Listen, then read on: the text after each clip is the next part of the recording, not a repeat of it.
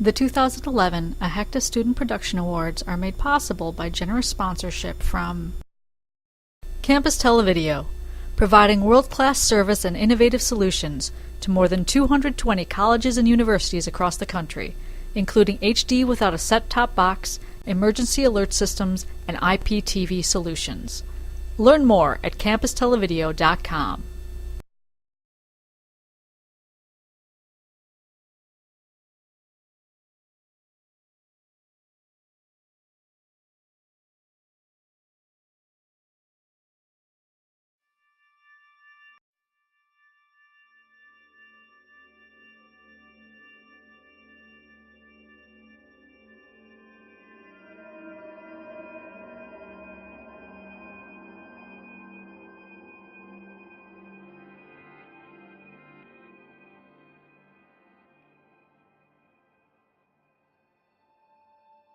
No one obviously chooses to be homeless, and if you do choose to be homeless, I'd be very keen to know why.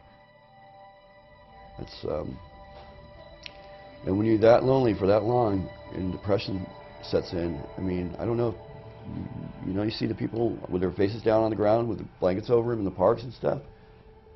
That's it, you know, that's it.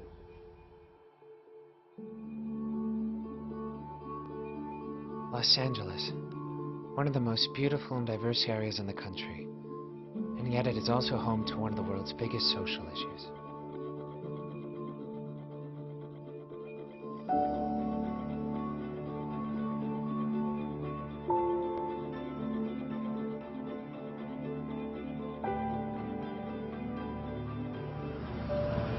Hey, what's up, guys? Patrick, at the time of this film, had been recently diagnosed as chronically homeless. If he does not find a home soon, he is likely to die on the streets. I've been homeless a better part of 20 years. I think that we see that the more profound thing is mental illness in our clientele. I'm diagnosed manic depressive paranoid schizophrenic, bipolar. All right, so what's going on in my life right now, I can barely contain. You know what I'm saying? I think that people become homeless usually because of the lack of social support.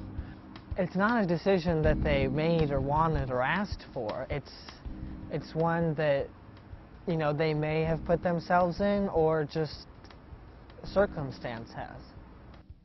Over a certain period of time, we lose respect for ourselves, all right, and we don't keep ourselves as clean as we should, and looking as nice as we should, all right, and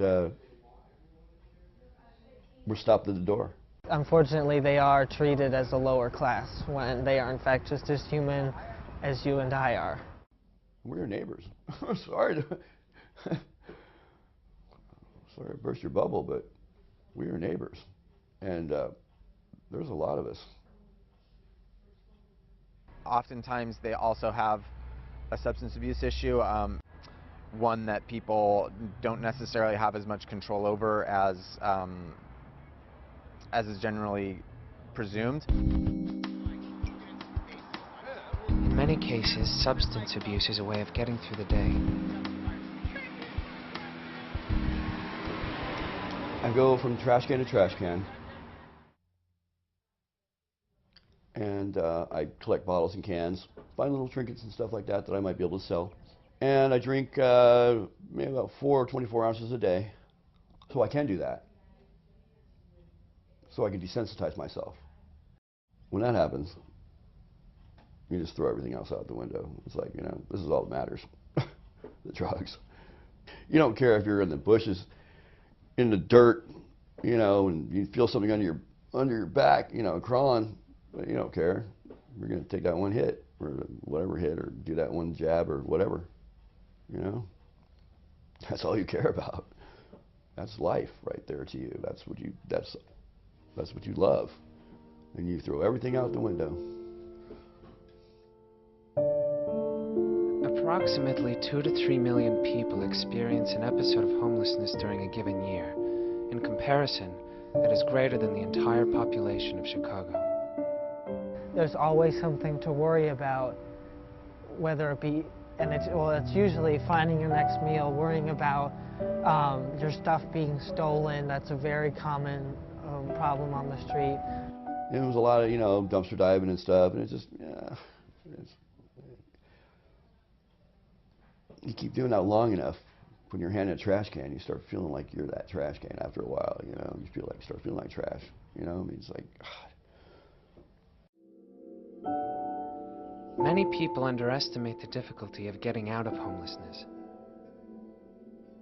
Getting out of being homeless is no easy task.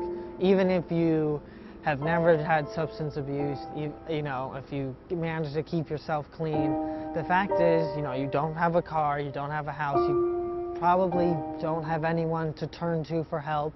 And if it was that easy that everyone could get a job because, just by who they are or what they know, we might not have a homeless problem. But the fact is, people get jobs based on how they look and what they know and who they know.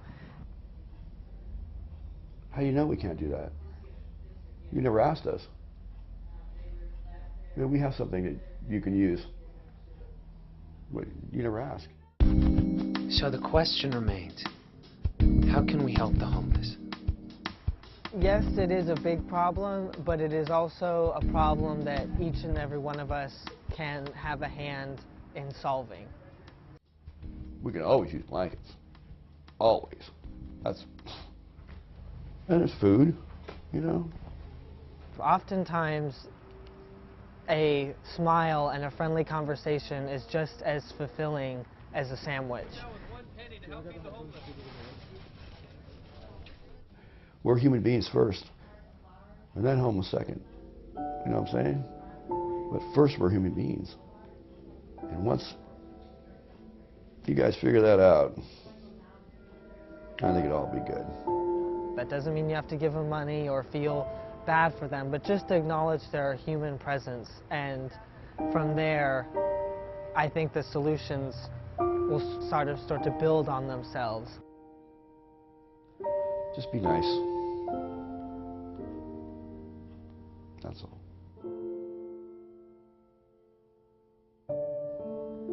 After 20 years of homelessness and a lifetime of drug abuse, Patrick has become clean. With the help of St. Joseph's Center for the Homeless, he has been given a second chance. I'm in the process right now of looking for an apartment. We're going to shop around, and see. You know what? I'll probably be sleeping on the balcony, actually. I'm so used to sleeping. You know what I'm saying? Yeah. I'm so used to sleeping outside. It's like, when it hits me is when I'll have the key in my hand. And I could actually turn the lock cylinder, open the door,